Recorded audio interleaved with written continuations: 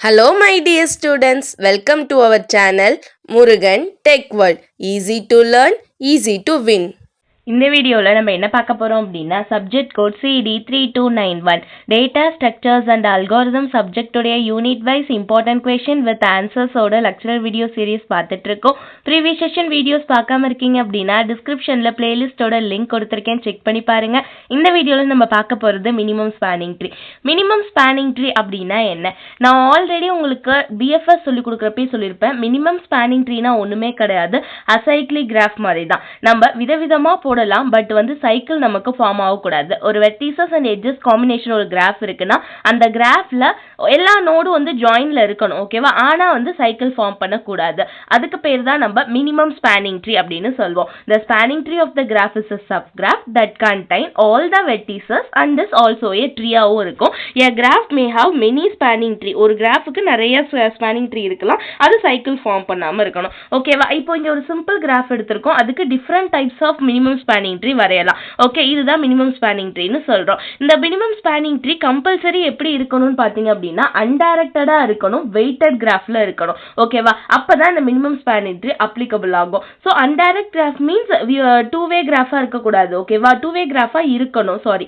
Okay, so two way கிராஃபா மட்டும் இருக்கிறது என்ன அப்படின்னா இந்த அன்டைரக்ட் கிராஃப், தென் வெயிட்டட் கிராஃபாவும் இருக்கணும். இந்த மினிமம் ஸ்பேனிங் ட்ரீயோட காஸ்ட் கண்டுபிடிக்கணும், டோட்டல் காஸ்ட் அப்படின்னா there are two algorithms, Prim's algorithm, Kruskal algorithm னு ரெண்டு அல்காரிதம் இருக்கு. இந்த ரெண்டு அல்காரிதமே most important for 5th unit. Okay, minimum spanning tree அல்காரிதமை எக்ஸ்பிளைன் பண்ண அப்படின்னு ஒரு கிராஃப் கொடுத்துட்டும் கேட்கலாம், இல்ல இண்டிவிஜுவலா Prim's algorithm போடுங்கன்னு கேட்கலாம், Kruskal algorithm பெர்ஃபார்ம் பண்ணுங்கன்னு கேட்கலாம், ஓகேவா? நான் இந்த வீடியோல Prim's algorithm ஃபர்ஸ்ட் சொல்லி தரேன். Prim's algorithm அப்படின்றது one of the famous greedy algorithm. இது எதுக்காக யூஸ் பண்றோம்னு பாத்தீங்க அப்படின்னா மினிமம் ஸ்பேனிங் ட்ரீ கொடுத்திருக்க கிராஃப்ல கண்டுபிடிக்கிறதுக்காக யூஸ் பண்றது தான் இந்த Prim's algorithm. இந்த Prim's algorithm எங்க யூஸ் பண்ண முடியும் அப்படின்னா வெயிட்டட் கிராஃபா இருக்கணும், கனெக்டட் கிராஃபா இருக்கணும், அன்டைரக்டட் கிராஃபா இருக்கணும். இந்த மூணு கண்டிஷனும் மஸ்ட், ஓகேங்களா? Weighted graph, connected graph, undirected கிராஃபா இருக்கணும். ஸோ இம்ப்ளிமெண்டேஷன் எப்படி இருக்கும் ஜஸ்ட் நீங்க இந்த ஸ்டெப்பை பார்த்துக்கலாம். நான் முதல்ல உங்களுக்கு ஈஸியா சொல்லி தரேன், ஓகேங்களா? ஸோ ஃபர்ஸ்ட் இந்த மாதிரி டயக்ராம் எக்ஸாம்பிள் இருக்குன்னு வச்சுக்கோங்க. சொல்யூஷன் பாத்தீங்க அப்படின்னா 3 பாக்ஸஸ் போட்டுக்கோங்க. ட்ரீ வெர்டிசஸ், ரிமைனிங் வெர்டிசஸ், டயக்ராம்னு 3 பாக்ஸ் போட்டுக்கோங்க.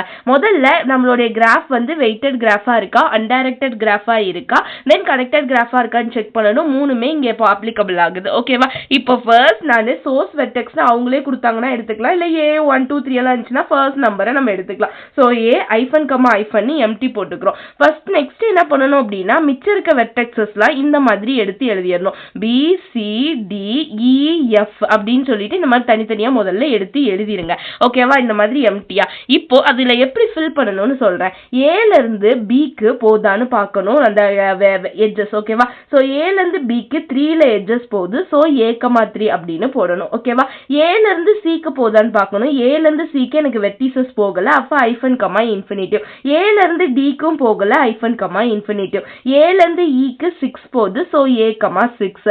எஃப்ல பார்த்தோம்னா ஏல இருந்து எஃப்க்கு 5 போகுது, ஸோ A,5. இதுல எது ஷார்டஸ்ட் பாத் அப்படின்னு பார்த்தேன்னா எனக்கு A,3 தான். ஸோ 3 வேல்யூ தானே கம்மியா இருக்கு, அப்ப A,3 தான் ஷார்டஸ்ட் பாத். அப்ப ஏல இருந்து 3க்கு தான் எனக்கு பாத் போகணும். டிரா பண்ணிட்டேன்னா நெக்ஸ்ட் பாக்குறேன் B of A,3. So B of A,3 என்ன பண்ணணும்? Bல இருந்து நம்ம செக் பண்ணுவோமா? ஸோ மிச்சம் இருக்க வெர்டிசஸ்லாம் யாரு? CDEF. ஏன்னா A to B போயிடுச்சு, மிச்சம் இருக்க வெர்டிசஸ் நான் செக் பண்ணணும். ஸோ Cல இருந்து நான் பார்த்தா போதும். ஸோ Bல இருந்து Cக்கு பாக்குறேன், Bல இருந்து Cக்கு 1, ஸோ B,1.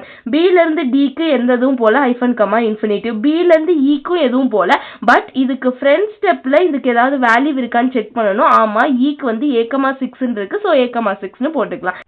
ஸோ நெக்ஸ்ட் எஃப்க்கு பார்க்குறேன். ஸோ பிலேருந்து எஃப்க்கு பார்த்தோம் அப்படின்னா 4 போகுது. ஸோ இதுக்கு முன்னாடி பார்த்தோம் அப்படின்னா ஏலேருந்து 5க்கு போச்சு. அப்போ எது கம்மியான வேல்யூவோ அதை தான் எடுத்துக்கணும். 4 தான் லெஸ் வேல்யூ, ஸோ 4 எடுத்துக்கிறேன். இதில் எது ஷார்ட்டஸ்ட்னு பார்த்தா B,1 தான். அப்போ B,1 is the shortest path. டயக்ராமில் ஏலேருந்து பி, பிலேருந்து சிக்கு 1 போட்டுடணும். இப்போ என்ன எடுத்துக்கணும் அப்படின்னா ட்ரீ வெர்டிசஸ்ல C ஆஃப் B,1ன்னு எடுத்துக்கணும். ரிமைனிங் DEF போட்டுக்கணும். ஸோ ஃபர்ஸ்ட் Cல இருந்து நமக்கு Dக்கு 6 போகுது. ஸோ Cல இருந்து டிக்கு வந்து 6 போட்டுட்டேன். ஓகேங்களா, இங்க போட்டாச்சு. அடுத்து இதுல பார்க்கணும், ஈக்கு பார்க்கணும். சில இருந்து ஈக்கு எதுவுமே போல. ஸோ ஃப்ரெண்ட் ஸ்டெப்ல இருக்க அதே A,6 எடுத்துக்கிட்டோம். சில இருந்து எஃப்க்கு பார்க்கணும். சில இருந்து எஃப்க்கு 4 போகுது. ஸோ ஒன்றும் பிரச்சனை இல்லை, ப்ரீவியஸ்லி 4 தான் இருக்கனால C,4 போட்டுக்கலாம். அப்ப shortest part C,4. So A to B, B to C, C to F.